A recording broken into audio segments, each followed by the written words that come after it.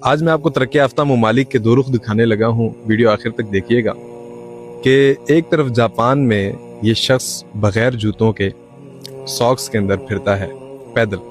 1 kilometre चलने के बाद ये अपने पैर दिखाता है तो बिल्कुल भी इसके पैर गंदे नहीं होते। आपको पता है कि अगर हम अपने मुल्क के अंदर अगर हम इस तरह के सॉक्स पहनकर 2 कदम भी चल लेंगे, या बल्कि मैं समझता हूँ कि जूते से पाँव बाहर भी निकाल कर रखेंगे और वाइट सॉक्स हुए तो उसी लम्हे वो गंदे हो जाएंगे। लेकिन ये शख्स बगैर जूतों के वाइट सॉक्स में फिरता है। 1 किलोमीटर बाद भी इसके जो सॉक्स हैं वो गंदे नहीं होते। यानी इतनी सफाई है, इतना जदीद सिस्टम है वहाँ पे, इतना ख़ास सफाई का ख्याल रखा जाता है।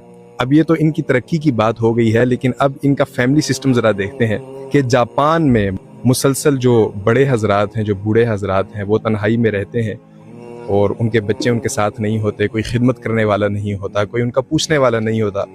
और ये लोग तन्हाई में किसी फ्लैट में रह रहे होते हैं और वहाँ से जनाब जब बदबू आने लगती है तो तब जाकर लोगों को पता चलता है कि ये तो 2-3 माह पहले ही फौत हो चुके हैं। और जब वो जिस हालत में वो होते हैं, वो जब इनको देखते हैं तो इनका वो जो जिस्म है वो गल सड़ चुका होता है। मेरी बात का मकसद ये है कि एक तरफ इतनी बड़ी तरक्की और दूसरी तरफ वालिदैन को अकेला छोड़ देना, हत्ता कि वो मर भी जाएं और 2-2, 3-3 माह तक उनके जो जिस्म है वो गलते हैं, वो सड़ते हैं और तब भी कोई पूछता नहीं है। बदबू आने पर पता चलता है कि ये शख्स मर चुका है। मैं दीन इस्लाम पर कुर्बान जाऊं कि जिसने हमें वालिदैन की अहमियत समझाई, जो हमें कहता है वक़ुर रब्बिरहमहुमा कमा रब्बयानी सगीरा, कि अपने वालिदैन के लिए दुआ करो कि या अल्लाह इन पर ऐसे रहम फरमा जिस तरह इन्होंने बचपन में मुझ पर रहम किया। वालिदैन की हमें कदर सिखाता है, हमें इनकरेज करता है कि वालिदैन के साथ नरमी करना, चाहे वो जैसे भी हों, उनके आगे उफ तक मत करना। यानी उफ एक सबसे छोटा लफ्ज़ है, तुम्हें इसकी भी इजाज़त नहीं है कि तुम उनके सामने सिर्फ उफ बोलो, क्योंकि तुम्हारे वालिदैन को जो तुम पर एहसानात है तुम उसका बदला कभी नहीं दे सकते। चाहे तुम अपनी पूरी ज़िंदगी उनकी खिदमत में क्यों ना गुजार दो, तुम उनका एहसान नहीं चुका सकते।